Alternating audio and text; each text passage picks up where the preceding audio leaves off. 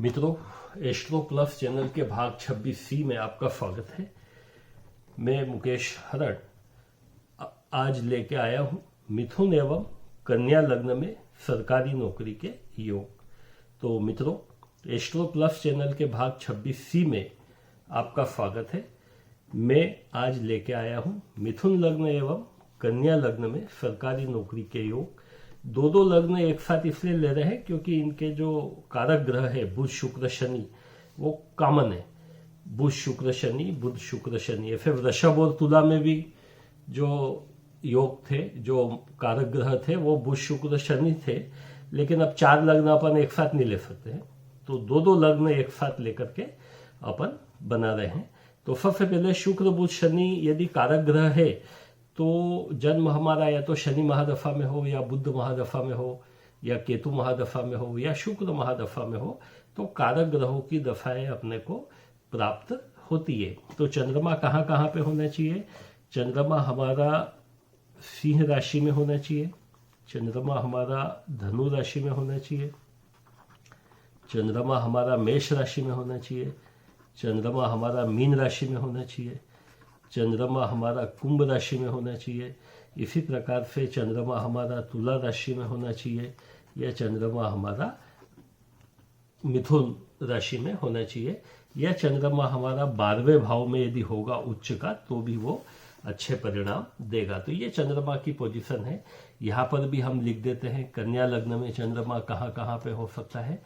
कन्या राशि में, वृश्चिक राशि में, धनु राशि में, मकर राशि में, मीन राशि में और मिथुन राशि में, और यदि लाभ का 11वें भाव में हो तो यह भी हमारा पावरफुल होगा। और 9वें भाव में भी उच्च का चंद्रमा होता है, मतलब 6, 8, 12 को छोड़ के यहाँ पे चंद्रमा कहीं पर भी हो सकता है। यहाँ पे चंद्रमा यदि 12वें भाव में होगा, केतु महादफा में जन्म होगा, तो भी सरकारी जॉब मिल सकता है, क्योंकि केतु के बाद हमको शुक्र की महादफा मिलेगी। चलिए, बुध शुक्र शनि की क्या स्थिति होना चाहिए? देखिए, शनि यहाँ पे 50% कारक है, क्योंकि अष्टमेश भी है और भाग्येश है ना। बुध और शुक्र की स्थिति अच्छी होना चाहिए। तो बुध और शुक्र की पत्रिका के किसी भी भाव में युति होना चाहिए। बुध और शुक्र की युति यदि है मिथुन लग्न की पत्रिका में, तो वो बहुत ही पावरफुल हो जाती है। इसी प्रकार से लाभेश हमारा मंगल और आपका जो धनेश है वो चंद्र मंगल की भी युति है। मंगल यदि ऐसे कहीं पर है कि चंद्रमा के साथ में हो, तब भी हमारा जो सरकारी नौकरी का योग है वो बढ़ जाता है। मतलब चंद्र मंगल की युति भी बड़ी पावरफुल होती है। चंद्र मंगल की युति कोई से भी भाव में हो, चंद्रमा के साथ में, इन सारे भाव में, तो भी सरकारी नौकरी का योग बनता है, क्योंकि लाभेश जो है वो धनेश के साथ में योग बनाएगा। इसी प्रकार से यहाँ पे देखिए आप गुरु ग्रह की स्थिति। गुरु यदि केंद्र में है, 10वें गुरु यदि केंद्र में है, मतलब 4थे भाव में हो, या फिर गुरु आपका 10वें भाव में हो, तो यह भी, या 4थे भाव में या 7वें भाव में गुरु हो, तब भी ये सरकारी नौकरी का योग बनाता है। इसी प्रकार से अपन कन्या लग्न में देखें, चंद्रमा की ये पोजीशन तो हमने देख ली।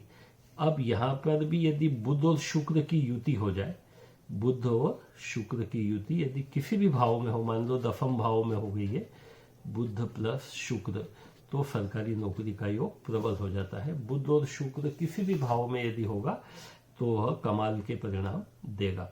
इसी प्रकार से यदि हम शनि को देखें तो शनि यहाँ पे भी 50% कारक है। 5वें भाव का भी स्वामी है और 6ठे भाव का भी स्वामी है। तो शनि को लेकर के हम कोई विशेष योग मिथुन लग्न और कन्या लग्न में नहीं बनाते हैं, क्योंकि दोनों में ये 50-50% कारक होता है। शनि जो है वो 50-50% ही कारक होता है। अब यहाँ पे देखिए आप, बुध डबल कारक होता है, लग्नेश भी है और दशमेश भी है। अब ये जो बुध है ये केंद्र में होना चाहिए। लग्नेश और दशमेश होकर के बुध कहाँ पे होना चाहिए? केंद्र में होना चाहिए, तो बहुत ही पावरफुल योग बनाएगा। दो केंद्र का स्वामी यदि केंद्र में होता है तो ज्यादा पावरफुल हो जाता है। इसी प्रकार से शुक्र यहाँ पे नवमेश है और धनेश है।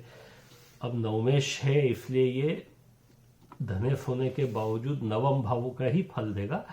तो शुक्र यदि इस पत्रिका में उच्च का है, सप्तम भाव में यदि उच्च का है, तो यह भी सरकारी नौकरी के लिए पावरफुल हो जाएगा। इसी प्रकार से शुक्र यदि पांचवें भाव में है तो भी पावरफुल योग बनाएगा। तो मित्रों, ये हमने आज देखा कि मिथुन लग्न में एवं कन्या लग्न में सरकारी नौकरी के योग कौन कौन से बनते हैं। सिद्धांत हमारा एक ही है कि कुछ पाराशरी राजयोग पत्रिका में बनना चाहिए और साथ में हमको जो हमारी आयु है सरकारी नौकरी प्राप्त करने की और विद्या अध्ययन करने की, 15 वर्ष की आयु से 30 वर्ष की आयु तक या 13 वर्ष की आयु से 30 वर्ष की आयु तक, उसमें हमको कारक ग्रहों की महादशा प्राप्त होना चाहिए। इस थ्योरी के आधार पर ही हमको सरकारी नौकरी का योग बनेगा।